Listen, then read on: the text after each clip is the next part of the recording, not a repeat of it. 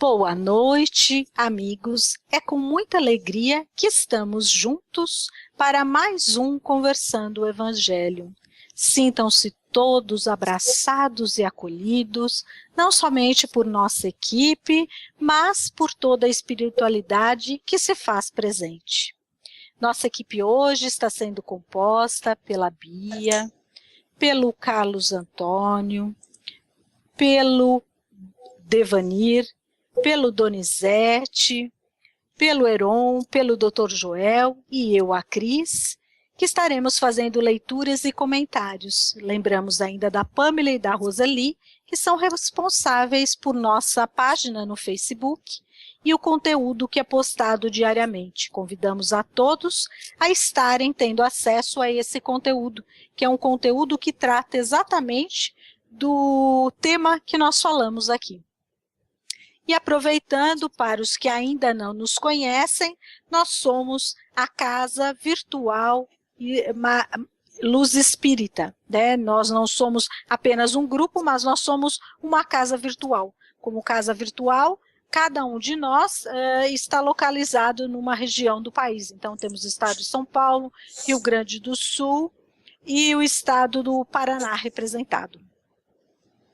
Vamos agora, hoje, tratar da indissolubilidade do casamento. Assim perguntamos: nós sabemos qual é o significado ou a missão, segundo o Espiritismo, do casamento? E a indissolubilidade do casamento é uma lei divina ou uma lei humana? Como será que a doutrina espírita vê essa lei? E para finalizar, qual seria a posição do Espiritismo com relação ao divórcio? Então, vamos agora serenar nossas mentes, elevando nosso pensamento ao Pai. Vamos nos sintonizar com nossos mentores espirituais e também com os amigos da Colônia Espiritual Maria de Nazaré. E com todos os espíritos que estão aqui conosco, sejam para nos iluminar ou para construir e aprimorar o conhecimento conosco. Assim, pedimos permissão para dar início ao nosso encontro de hoje. E vamos então para a nossa prece de abertura, que será feita pelo Donizete. Vamos serenar os pensamentos, agradecendo a Deus por mais esta oportunidade, por mais esse dia, por estarmos aqui reunidos.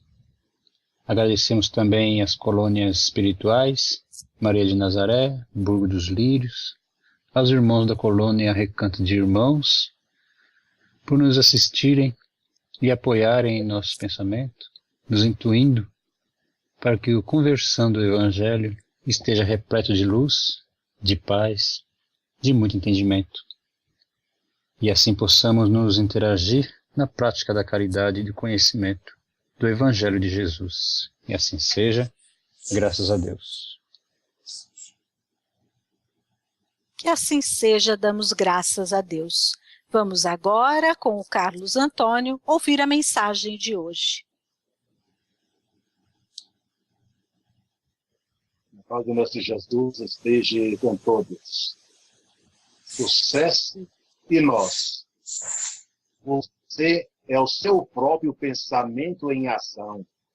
Todos somos filhos de Deus. E em qualquer lugar estamos todos na presença divina. A palavra é a força criadora. Coloque bondade e compreensão no verbo que lhe expõe o modo de ser. E ele realizará maravilhas. Você pode e deve conservar-se fiel ao seu amor, ao seu ideal, mas não conseguirá ser feliz sem renovar-se.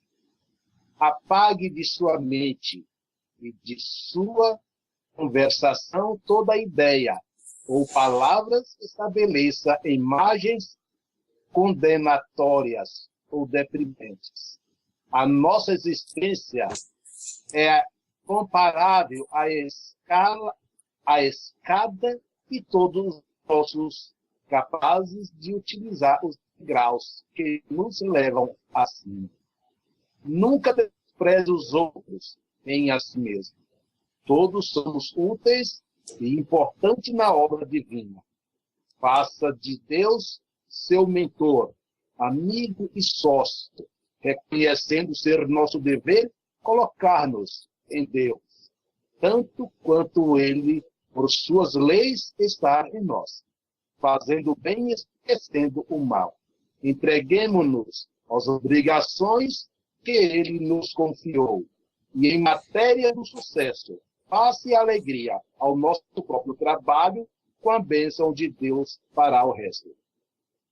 André Luiz, Médio Chico Xavier, extraído do livro Diálogo dos Livros.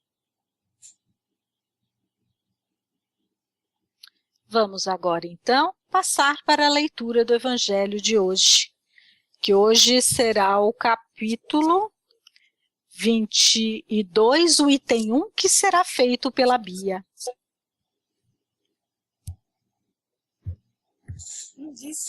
Indissolubilidade do casamento. E chegaram-se a ele os fariseus, tentando-o e dizendo: é porventura lícito a um homem repudiar a sua mulher por qualquer causa? Ele respondendo lhes disse: não tendes lido que quem criou o homem desde o princípio os fez macho e fêmea?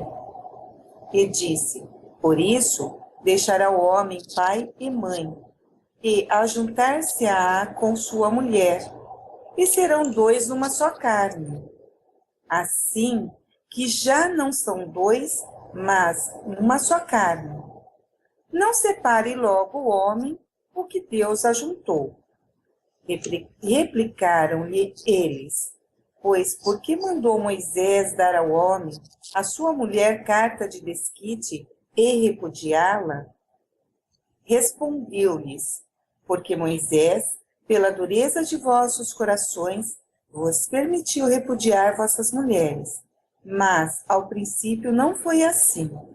Eu, pois, vos declaro que todo aquele que repudiar sua mulher, se não for por causa da fornicação e casar com outra, comete adultério, e o que se casar com o que repudiou, comete adultério. Mateus, capítulo 19, versículos 3 a 9. Fiz com você. Bem, diante da leitura, vamos então passar para o nosso primeiro questionamento. E o primeiro questionamento de hoje é: o que entendemos por casamento? Qual sua função segundo a doutrina espírita?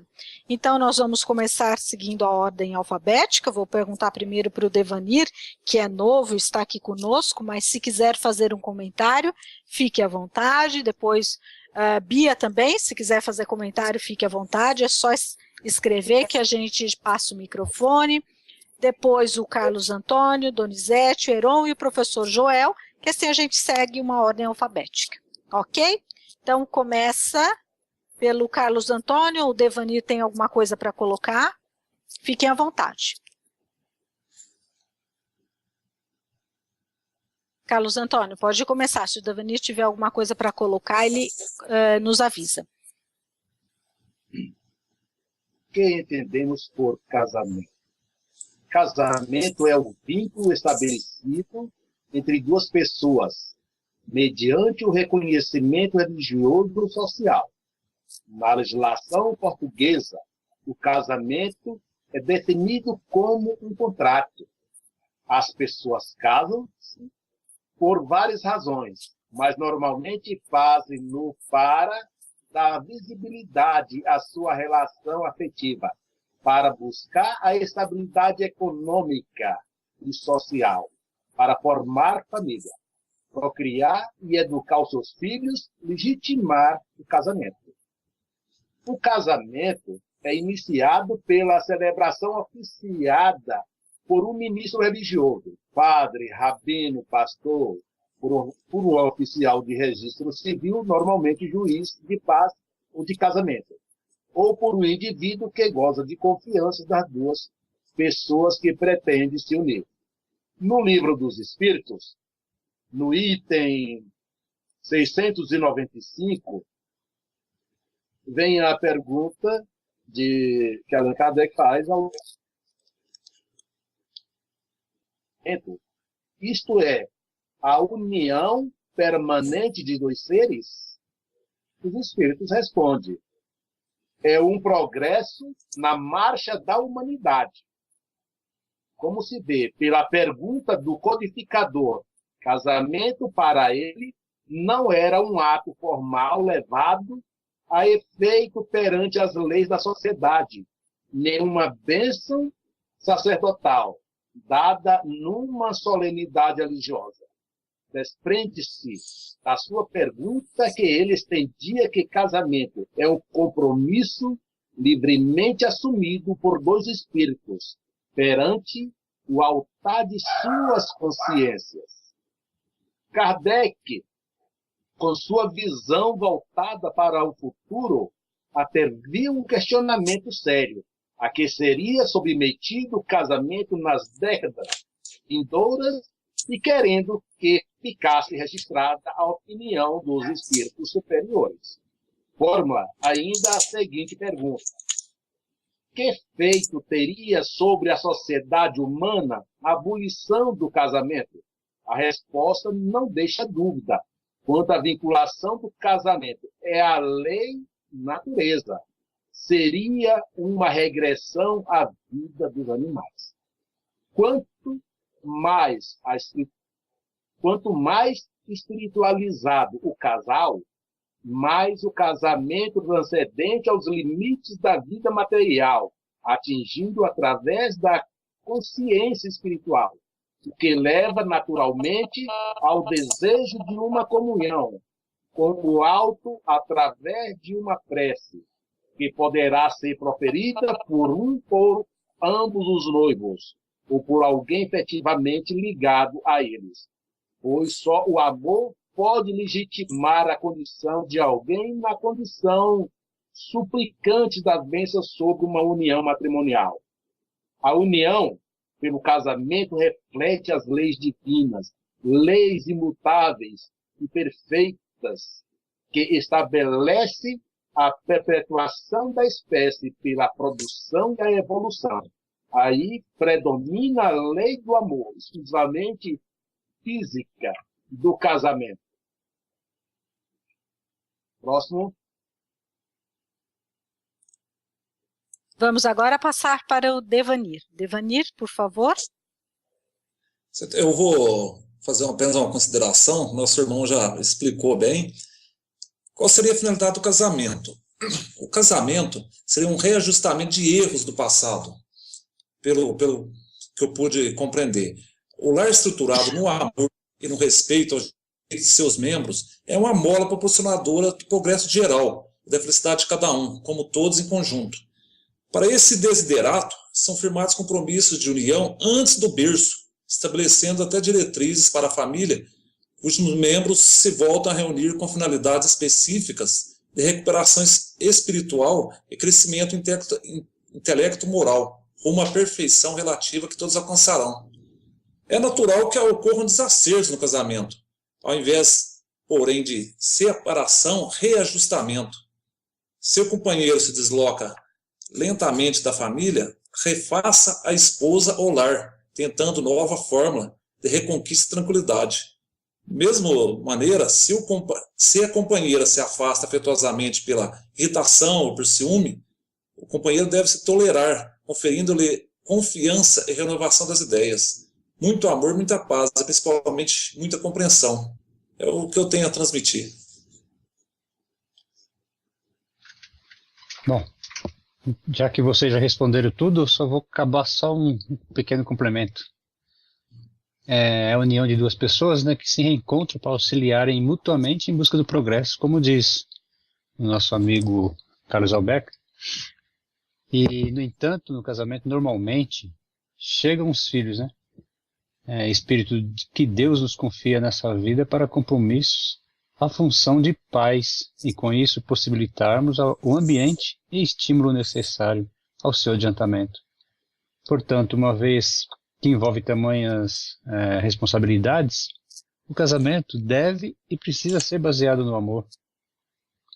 antes de tudo, no respeito, afinidade e na amizade, como acabou de falar o Devanir, e no compromisso da cumplicidade para o bem da intenção, em fim de levar uma vida conjunta, sendo o casamento uma das provas mais importantes, né, na vida de todos, e perante os conhecimentos trazidos pela doutrina espírita, somos levados a uma cogitação séria sobre o casamento na ótica espírita.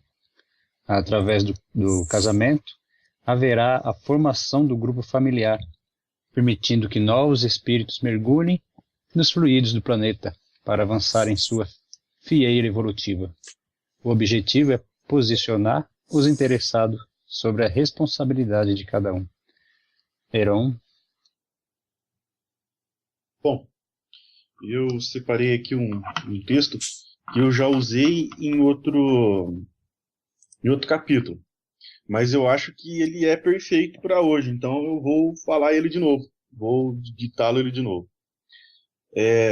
Do livro Estudando a Mediunidade, de Martins Perolva, onde ele classifica todos os tipos de casamento na visão espírita. Ele separa em 5 tipos: acidentais, provacionais, sacrificiais, afins e transcendentes. Acidentais é um encontro de almas inferiorizadas por efeito de atração momentânea, sem qualquer ascendente espiritual. Ou seja, é o encontro de 2 espíritos inferiores sem nenhum planejamento, né? Os provacionais, reencontro de almas para reajustes necessários à evolução de ambos. Os sacrificiais, reencontro de almas iluminadas com uma alma inferiorizada, com o objetivo de redimi-la. Bom, simples, né?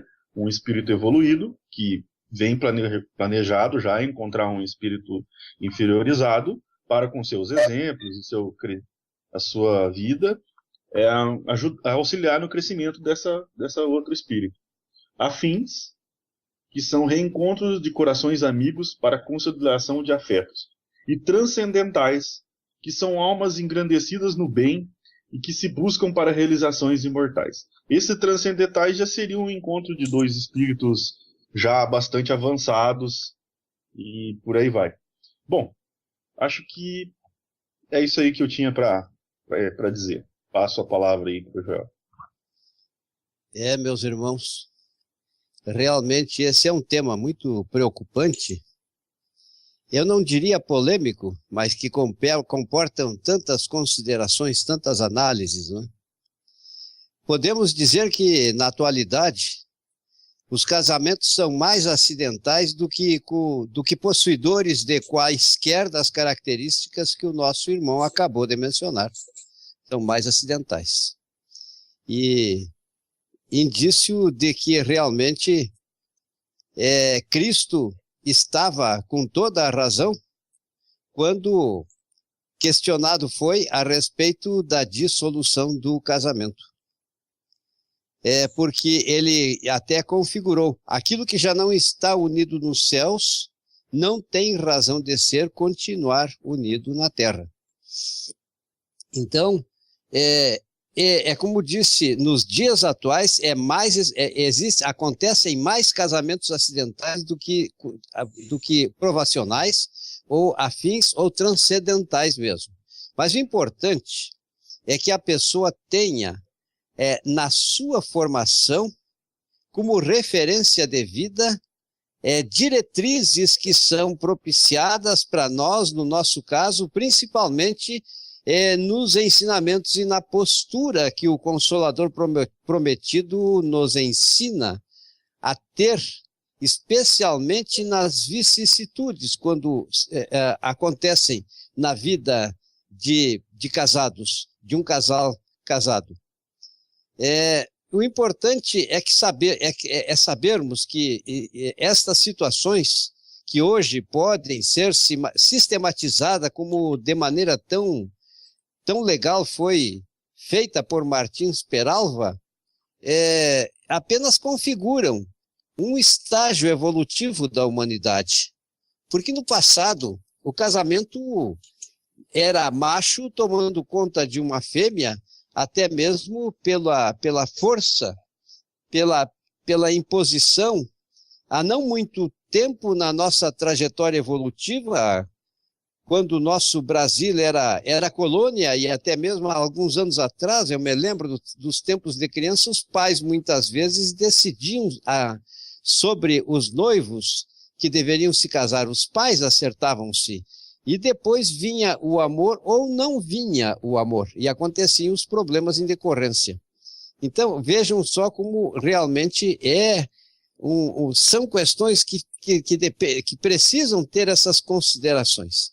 Mas o importante é que na ordem social levemos em conta, tanto nas situações de provação, como nas situações de perfeição e imperfeições, na ordem da sociedade, a mulher é o instrumento precioso que consegue criar corpos para a alma, o corpo para a alma reencarnante, para a alma que recebe o seu santuário de carne. Então, ela é preciosa.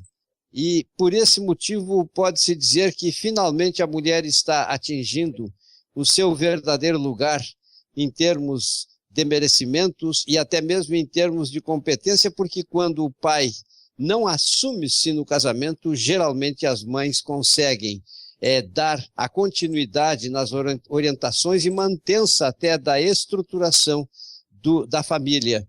É claro que nós não estamos nos referindo às tragédias e aos casos que acontecem tão profusamente nos dias atuais. Mas o importante é que a família é a célula máter da sociedade e o casamento é a forma pela qual esta família se constitui.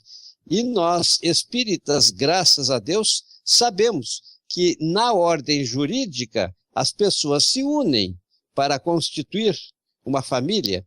Não existem rituais, não existem liturgias, não existe nenhum ato litúrgico para oficializar a união de duas almas que se querem bem. Mas o importante do ponto de vista ideal é que exista um amor entre os seres e que a felicidade de um seja a felicidade do outro e assim sucessivamente possam enfrentar na sequência da vida as vicissitudes necessárias para que aquela família não fique desestruturada e nem seja tampouco atingida pela libertinagem que num caráter global a sociedade está configurando cada vez mais. Porque está muito fácil as pessoas transgredirem as leis divinas no casamento e assim criarem tantas sequelas, embora, digamos, somos personalidades almas que estão percorrendo a sua trajetória evolutiva no planeta Terra ao longo dos milênios. E muitas vezes os casamentos de prova são reparações de erros que cometemos no passado, e a afinidade é o casamento mais lindo. Eu aqui em Santa Cruz conheci uma família em que o casamento foi por afinidade. E transcendentais, então, é muito maior do que tudo isso aí. Meus irmãos, eu sei que eu não posso ficar pensando em voz alta sozinho, não quero monopolizar, não está esgotado o assunto, mas na sequência, agora, aparecerão oportunidades para outras considerações em cima do casamento, e que, naturalmente, já ficou bem claro no que disse há poucos momentos, que Deus não é contra a indissolubilidade do casamento. Às vezes até um evento que se torna necessário. As pessoas, até quando são infelizes e estão desestruturando a formação dos seus filhos e criando situações insuportáveis, é preferível que exista uma vigilância muito grande para que a desarmonia dos pais não termine ocasionando até mesmo a morte dos filhos, como nós sabemos que tem acontecido e tem sido divulgado através dos veículos de comunicação. Como disse, meus irmãos, me perdoem, muita celeuma, é muito complexo. Mas, na ordem social, as famílias estruturam a sociedade. E a mulher, para mim, é a figura divina e mais importante. E a responsabilidade religiosa do homem, em termos de comportamento, de luta, de educação, de exemplos para seus filhos na família constituída, também tem que ser levado em conta. E a mãe, junto com a mãe, amorosamente, eles constituem uma família ideal. Minha irmãzinha, desculpa se eu não consegui dizer como deveria, como seria do meu gosto, porque realmente ficaram incompletos talvez os pensamentos, mas depois nós vamos ter a chance de pensar mais a respeito. Com a palavra, meu irmão.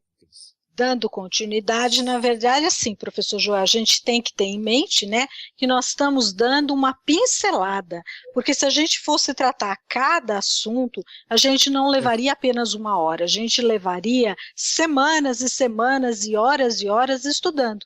Então, isso, os nossos queridos amigos que estão aqui conosco, que nos ouvem, podem estar aprofundando o assunto através de pesquisa, através da leitura do Evangelho, através de suas próprias reflexões. O objetivo do Conversando é justamente suscitar um pequeno debate, uma pequena forma de que a gente comece a pensar em conjunto. Então, só para finalizar, porque nós temos tempo, né? Temos que respeitar o tempo. Então, só para finalizar, o casamento, na verdade, nada mais é do que a união de 2 seres, né? O que a gente vê é que hoje em dia, como foi bem dito aí, né, por todos, muitas vezes não há um cuidado nessa união. E segundo a doutrina espírita, né, o casamento, ele se concretiza, na verdade, pelo quê? Pelo compromisso moral dos seus cônjuges, assumindo perante o quê? Perante o altar da consciência de cada um, no templo do universo, em que a gente pode chamar que é o templo universal, que seria na presença de Deus. O casamento, portanto, é uma tarefa para todos os dias, não só um momento, né? E como a gente vê, a finalidade do casamento deveria ser fazer o quê? Fazer o outro crescer espiritualmente, fazer o outro crescer junto comigo moralmente, para que ambos possam usufruir desse benefício, né? Porque a gente encontra nos ensinamentos de Jesus que o casamento é uma das uniões mais bonitas, porque é o que propicia, né, o ensinamento, os primeiros ensinamentos enquanto família, enquanto a vivência um com o outro, assistência mútua, né?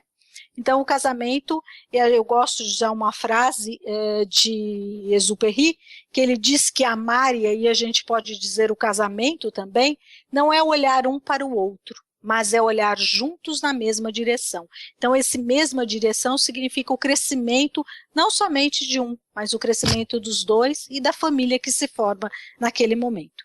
Vamos, então, passar para o nosso próximo questionamento, que seria, já temos uma noção, então, do que é o casamento. Vamos agora discutir a indissolubilidade do casamento. É uma lei divina ou uma lei humana?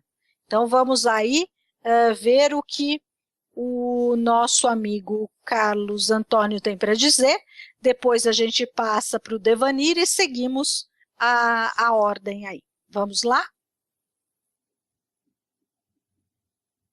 Bom, no primeiro questionamento, eu usei muita palavra, talvez até extrapolei meu tempo, fazendo falta para os demais expositores.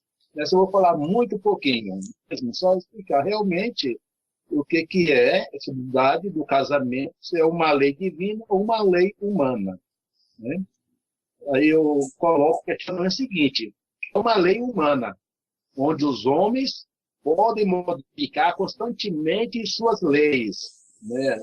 Nos congressos, né? Nos senados, onde modifica muito essas leis, principalmente sobre a questão que vai vir lá na frente, que é a questão de divórcio, né? Várias formas de casamento, não só essas leis, como as outras leis humanas também, né? Que é contrária à lei divina. Somente as leis divinas, imutáveis, fixada por Deus. Nunca muda, é sempre constante. O nosso amigo Devani fazer suas considerações também referente a esse mesmo assunto. Sobre a indissolubilidade do casamento, eu vou citar um trechinho do próprio Evangelho, que examinando diretamente o divórcio. O divórcio é uma lei humana que tem por objetivo separar legalmente o que já estava de fato e não vai de encontro à lei de Deus, por não reformar o que os homens fizeram, nem se aplicar senão quando a lei divina não fora levada em conta. Mesmo Jesus não sancionou a indissolubilidade absoluta do casamento. Jesus vai mais longe, especificando o caso em que o abandono pode ter lugar, que é o adultério, mas onde existe uma amizade recíproca e sincera, não ronda o adultério. É o que eu tenho para passar. Doni? Oi. Bem, como Carlos Antônio falou, né? Com certeza é a lei humana, é uma lei humana, né? Mas o casamento é um progresso na marcha humana, né? Uma sociedade que evolui do casamento arranjado entre famílias para os modelos atuais, vemos que ainda não aprendemos a usar o equilíbrio. Em Mateus lemos que o homem e a mulher deverão se tornar uma só carne. Não é o que vemos, perder a nossa identidade e vamos nos difundir ao outro, né? Devemos, quando nos casarmos, nos tornar uma unidade familiar, né? Que solidificará a base para a chegada de novos membros a essa família que são os filhos, né? No livro Sexo e Destino de André Luiz, psicografia de Chico, encontramos uma verdadeira descrição dos comprometimentos espirituais, desses tipos de relações que acreditamos, né, não terem maiores consequências. E conforme próprias palavras de André Luiz, Sexo e Destino, amor e consciência, liberdade e compromisso, culpa e resgate, lar e reencarnação, que constituem os temas do livro, nascido na forja da realidade cotidiana, não temos a perfeita dimensão do que nos liga uns aos outros. Temos a certeza que não estamos num determinado grupo por acaso.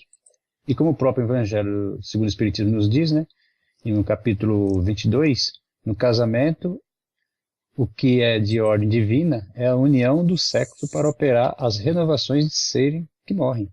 O divórcio serve para separar legalmente o que de fato já estava separado, não sendo levado em consideração a lei divina.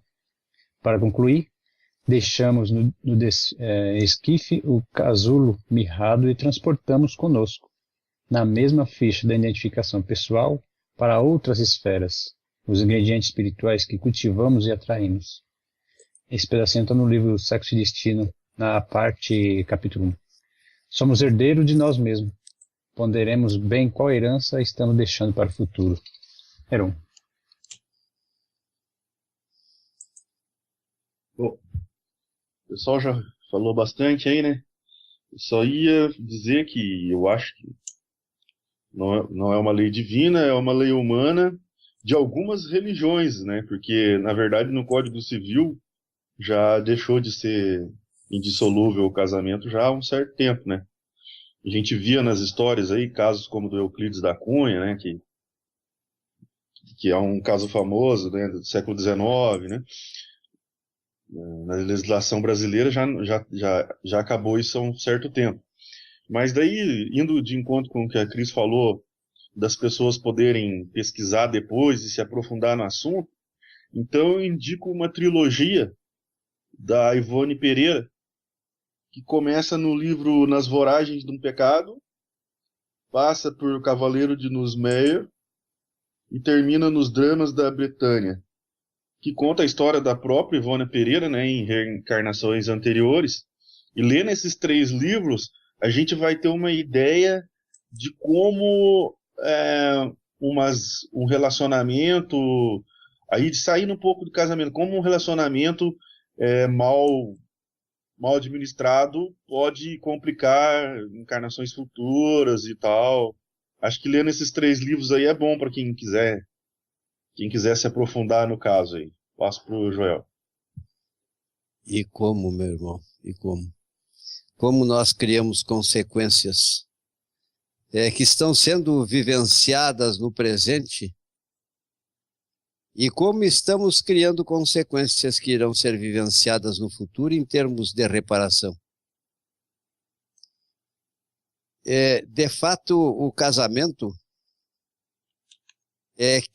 que não está mais constituído em termos de amor, alma com alma, segundo as leis divinas, de fato não tem razão de ser continuar unindo-se. Eu acho que é um marco evolutivo.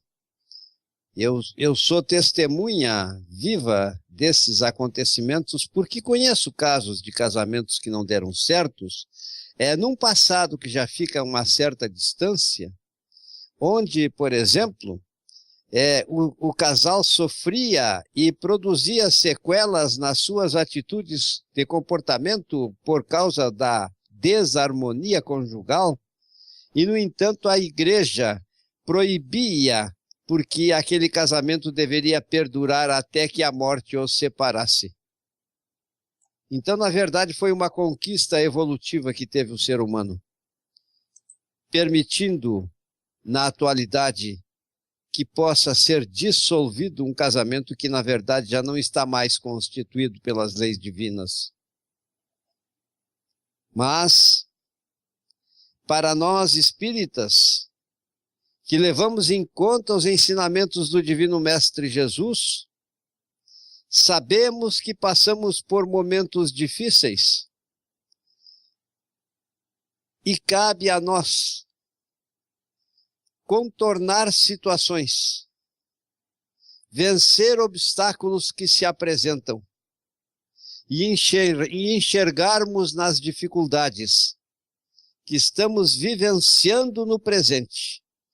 No caso de muitas famílias, das diversas crenças religiosas, mas para nós que conhecemos que somos remanescentes de muitas vidas, muitas vezes numa desarmonia da família, estamos presidindo, na condição de pai e de mãe, as devidas reparações, ou mesmo aproveitando a dádiva que a divina providência nos ensejou, de termos a oportunidade de reconciliarmos e recuperarmos o amor que perdemos daqueles entes queridos quando tratam-se de famílias desarmonizadas. No entanto, os ensinamentos que nos afinizam com Deus, com as forças do bem, e que são tomados como base dos ensinamentos de Cristo, nos levam a suportar e sabermos ter a atitude pacienciosa e até mesmo de conduzirmos para uma situação de verdadeiro progresso, verdadeiro amor, verdadeiro perdão e manifestação mesmo de outras virtudes pelo nosso exemplo. Então, no caso dos casamentos provacionais de pessoas que estão conscientes de que elas são herdeiras do passado e que precisam constituir no presente, quando estamos vivendo, a herança que iremos usufruir no futuro e possivelmente constituindo verdadeiras famílias, porque, na verdade, nos casamentos provacionais e nos casamentos acidentais sempre existirão desarmonias e transgressões que precisarão ser compensadas e corrigidas e reparadas no futuro vindouro, já que nós somos adeptos não num ato de fé, mas num ato de certeza, remanescentes de outras vidas, e precisamos pensar nas vidas futuras que aguardam no nosso progresso como membros que são participantes da constituição da família, de modo que essas famílias possam preencher os requisitos do futuro da humanidade, que deverá ser completamente cristianizada, contanto que seus componentes familiares cumpram com as diretrizes que Cristo estabeleceu para nós. Parece-me que este é um pensamento que deveria ser exposto, minha irmã, e passo para ti a palavra. Então vamos lá, todo mundo falou muito bem, eu fico sem ter o que falar, então eu vou, na verdade, só sintetizar para a gente não esquecer o questionamento e o que foi colocado, né? Então o questionamento era a indissolubilidade do casamento é uma lei divina ou uma lei humana? Então a gente entende que é uma lei humana, e como uma lei humana é uma lei imperfeita, né? As leis naturais são leis eternas e imutáveis. As leis humanas, por serem perfeitas, por serem criadas de acordo com o grau de evolução da humanidade e o momento por que passa, elas podem ser mudadas. Então, a gente tem que entender que dentro desse conceito, o não poder dissolver um casamento é, na verdade, uma lei humana. O Espiritismo ele não é contra a dissolução do casamento, mesmo porque o Espiritismo acredita, a doutrina espírita que acredita que quando essa união com o divórcio, na verdade, o que acontece é o seguinte, é apenas a constatação de um fato que já existiu. Porque se o casamento é para um cuidar do outro, ambos olharem na mesma direção, quando isso não ocorre mais, automaticamente essa união já não existe. Então, na verdade, o divórcio vem, né, essa indissolubilidade do casamento vem, na verdade, só para, digamos assim, colocar de forma mais correta nos papéis, juridicamente, alguma coisa que já aconteceu. Com isso, não estamos falando que por qualquer motivo devamos partir para dissolução de um casamento. Nós devemos estar atentos, né, que muitos problemas em uma união devem ser contornados através do amor, do carinho, da paciência, usando as virtudes que estão contidas no Evangelho de Jesus. Né? Lá nós encontramos um roteiro seguro. E aqueles problemas que passamos, filhos, com o esposo, com problemas de limpeza, ou joga isso, ou desarrumação, devemos lembrar que em outros relacionamentos também passaremos por isso. Então, o que tem que ficar é a essência, né? Então, vamos dar agora continuidade para o nosso último questionamento, que de uma certa forma abrange todos os outros. Então, o nosso questionamento é: qual a posição do Espiritismo com relação ao divórcio, que foi o que eu já adiantei para vocês. E aí tem mais um questionamento, se optamos pela separação, não estaremos utilizando o nosso livre-arbítrio de forma equivocada? Sem tentar solucionar os problemas mais caridosamente? E aí, o que vocês acham? Então, a pessoa ela resolve se divorciar, porque não consegue mais viver junto. Como é? Como é que fica esse livre-arbítrio dela? O que será que ela está agregando à vida espiritual dela futura? Então, vamos passar para o Carlos Antônio, que vai começar as considerações, depois o Devanir, e assim segue, por favor.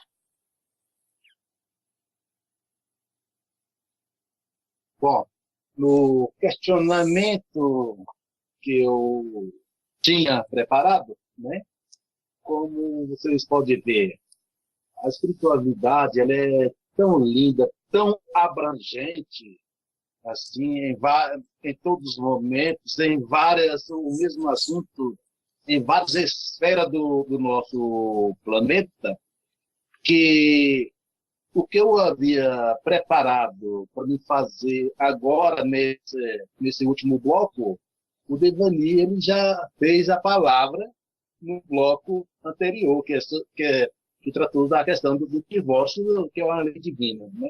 Então, só lá na frente, só um pequeno questionamento, assim, e depois eu passo para o Devani ele completar sobre esse questionamento. Aí eu coloco o seguinte, que a doutrina espírita elucida claramente o problema do lar, definindo responsabilidade e entremostrando os remanescentes do trabalho a fazer, segundo os compromissos anteriores, em que o marido e mulher assinaram contratos de serviço antes da reencarnação. Então, isso antes de se conhecer, antes de se casar, já havia um compromisso firmado na espiritualidade antes dela ser reencarnada. Por isso que, às vezes, a gente nota, a gente fica conhecendo um casal que, às vezes, é do mesmo estado. E esse casal vão se conhecer, um pessoal outro, em outro estado, em outra cidade, sempre que morava junto. É o quê? Já uma escolha da espiritualidade, já tudo definido, até aonde que iriam se encontrar. Eu achei muito interessante nesse momento, é isso que eu acabei de colocar agora, né? Antes da gente reencarnar, nós já conhecemos a pessoa que vamos casar e formar as nossas famílias, né? Que também aí vem os filhos, que já vem escolhendo, lá do mundo espiritual, quem são os seus pais, né? Então, meu questionamento foi esse. Eu vou deixar para o Devani completar, o Heron, o Donizete e o professor Joel. E todos tenham uma boa noite. Como o nosso irmão Carlos já bem citou, eu vou apenas completar com um trechinho que eu li um livro do Herculano Pires e achei até interessante sobre esse assunto. Entre os interesses que podem influir na determinação do casamento, figuram também a vaidade e a atração sexual, ambos elementos estranhos ao amor e, por isso mesmo, de natureza efêmera. Em caso dessa natureza, como em vários outros, a separação se torna inevitável e o divórcio aparece então como a lei civil que serve de remédio à separação dos casais, permitindo aos pares frustrados a reconstrução do lar em bases legítimas com outros cônjuges. Eu passo a palavra ao próximo nosso irmão. Muito bem, Evanir. Kardec, no capítulo 12 do Evangelho segundo o Espiritismo, nos fala no diálogo narrado por Mateus. Jesus se reporta à dureza do vosso coração, como causa da separação entre marido e mulher. Deus une pelo amor. Quando existe o amor e a afeição, não existe a separação. O Espiritismo é uma doutrina de liberdade e responsabilidade. Cada um de nós é livre para tornar as decisões que nos competem. No entanto, recolhemos em forma de bênção ou aflições o resultado da nossa própria atitude. O que mantém o matrimônio não é o prazer sexual, como o Devani acabou de falar, né? Mesmo quando inspirado pelo amor, né? Mas a amizade, que responde pelo intercâmbio emocional através do diálogo, do interesse das realizações do outro, na convivência compensadora, na alegria de sentir-se útil e estimado. Cristo também já tinha falado antes, né? O amor real, por manter as suas raízes no equilíbrio, se vai firmando dia a dia, por intermédio da convivência, que se vai estreitando. O amor nascido de uma vivência progressiva e madura não tende a acabar-se, mas a ampliar-se, uma vez que os envolvidos passarão a conhecer vícios e virtudes um dos outros, manias e costumes. Né? Dentro da questão do divórcio e das relações afetivas, gostamos de citar Emmanuel, um profundo conhecedor de alma humana, né? Quando nos diz que a sabedoria divina jamais institui princípios de violência, e o espírito, conquanto, em muitas situações, agrave os próprios débitos, dispõe da faculdade de interromper, recusar, modificar, discutir ou adiar, transitoriamente, o desempenho dos compromissos que abraça. Acreditamos que a maioria dos divórcios esteja na conta das desistências ou das fugas que realizamos ao longo da nossa vida. A responsabilidade de cada um de nós é que muda em relação à situação que se apresenta. Muitas vezes os casamentos são desfeitos em concordância dos parceiros, digamos, desistência 2, que não causa grande perda. Em outras situações, um dos parceiros pode se sentir bastante lesado no seu sentimento. Cada caso é diferente, e, portanto, a responsabilidade também. Heron. Bom, eu queria dizer que Camille Flammarion, na ocasião do enterro de Kardec, ele fez um pronunciamento em que ele disse que Kardec era o bom senso vivo. Então isso eu acho que é muito importante para o espírita. Passar tudo pelo crivo da razão. Usar sempre o bom senso. A lei de Deus está em nossos corações, está dentro de nós. Quando nós estamos fazendo algo que é errado, a gente sabe, dentro da gente, a gente sabe que está errado. A gente faz, mas a gente sabe que está errado. Então, esse bom senso, esse crivo da razão que Flammarion falou do Kardec, nós temos ele. Então, quando for tomar uma decisão, basta a gente se isolar um pouquinho aí, orar e pensar bem, que a gente vai ver se está fazendo a escolha certa ou não. Embora essa escolha nem sempre seja tão fácil assim de se tomar. Baseado aí no que o Carlos Antônio Devanir falou sobre o planejamento, né, antes de encarnar, eu só gostaria de dizer um pedacinho assim que tudo é planejado, dependendo do grau de adiantamento dos espíritos, né? Mas o espírito encarnado, ele é fraco, né? Não, lógico, o espírito encarnado, de acordo com o seu adiantamento, né? Ele pode decair do seu planejamento, ele tem o livre-arbítrio, então ele pode não fazer aquilo que foi pré-estabelecido. Então nós todos estamos sujeitos a erros, a escolhas erradas. Talvez escolher aquele cônjuge que não estava planejado para nós, né? Porque aquele que estava planejado para nós talvez fosse uma provação muito grande. Por exemplo, vamos supor que está planejado um casamento onde você vai ter 3 filhos, e esses 3 filhos vão ser espíritos que você tem uma certa dificuldade de relacionamento, entendeu? Então você, na hora, pode decair dessa prova, né? E tudo isso é muito complexo, né, de se perceber. Por isso que eu digo que é muito importante a gente consultar o nosso crivo da razão, o nosso bom senso, como dizia Camille Flammarion. Passo para Joel.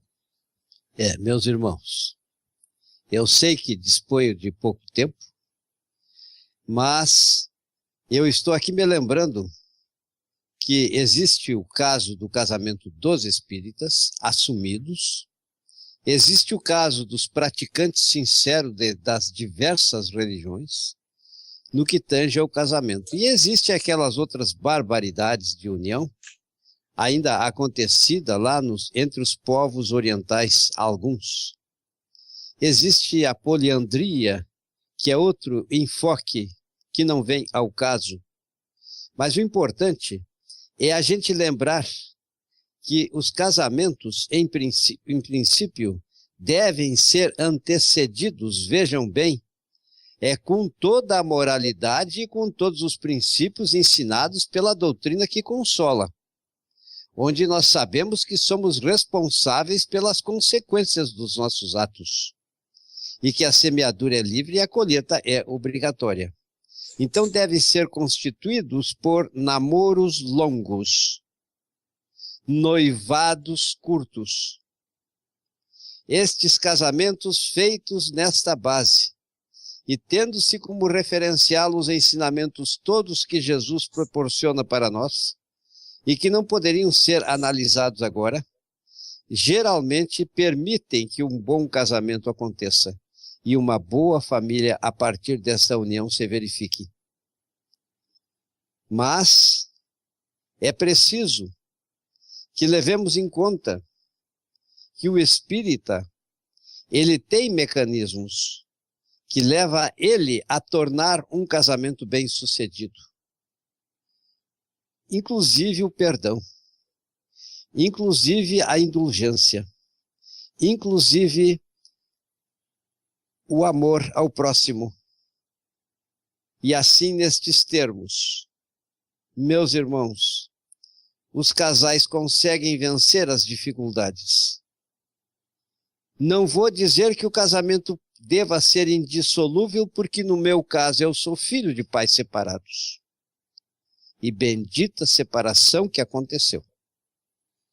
Porque tristes iriam ser as consequências se houvesse a continuidade daquela união dos meus pais, aos quais quero muito bem. Mas o meu pai era uma pessoa que precisava ter a vida dele com outras pessoas, como aconteceu, e não com a minha mãe, a quem eu tanto amo e tanto respeito. Então a gente sabe que em certos casos é necessário que aconteçam e é necessário que sejamos fiéis aos ensinamentos que nos foram dados.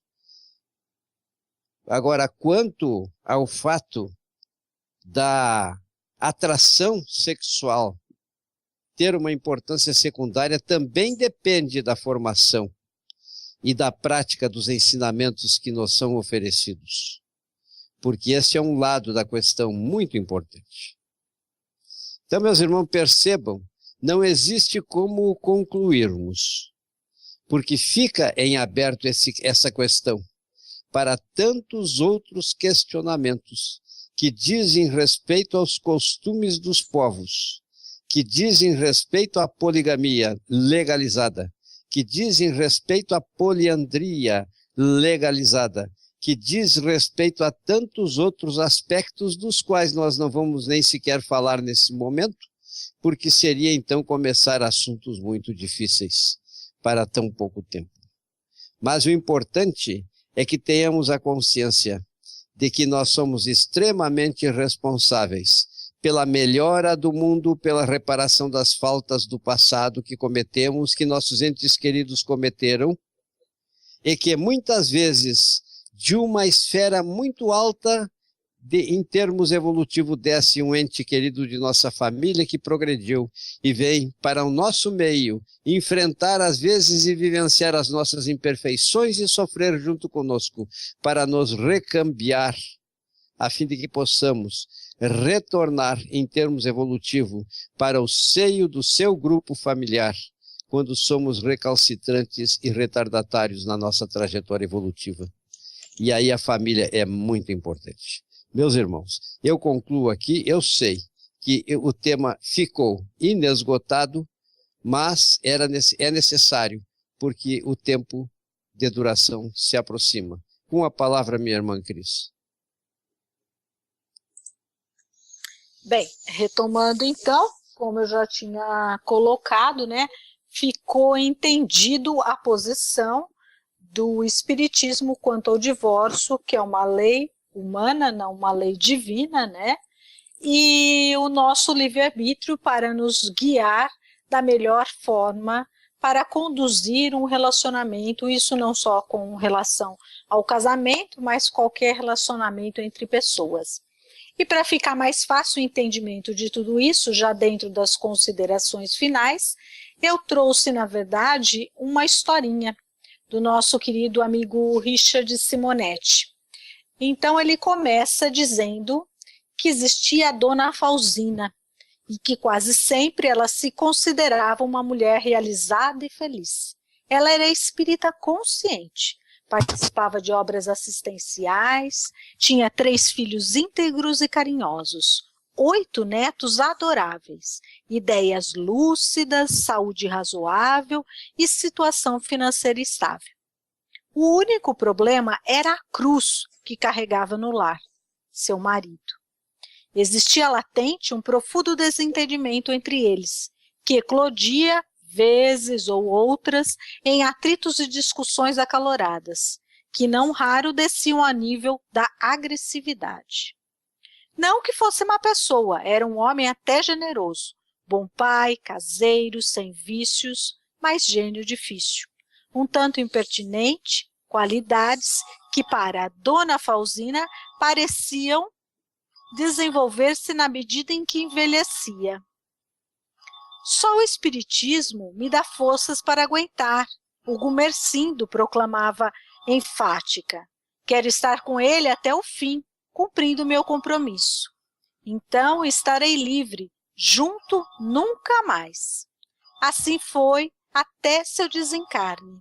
Após 48 anos de convivência difícil, de retorno à espiritualidade, já integrada na vida maior, Dona Fausina analisava com generoso mentor seus sucessos na vida física. Minha filha, dizia-lhe gentil, você levou existências proveitosas, foi diligente, mãe de família, batalhadora. servidora da caridade, traz bela bagagem de realizações, mas tem um problema grave, um compromisso não cumprido. Seu marido. Como? Interrogou a senhora com estranheza. Não fui fiel aos deveres matrimoniais? Não o suportei durante quase meio século? Esse é o problema. Você o suportou apenas. No entanto, seu compromisso era bem diferente. Deveria harmonizar-se com ele, superando antigas mágoas remanescentes de convivência anterior.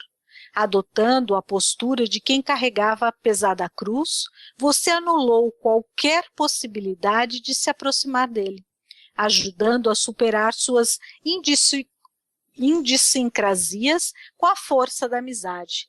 Faltou-lhe, minha filha, o exercício da caridade, que silencia, que perdoa, que não guarda ressentimentos, que supera desavenças. E ele precisava muito de sua compreensão. É uma alma perturbada e neurótica, não obstante suas virtudes.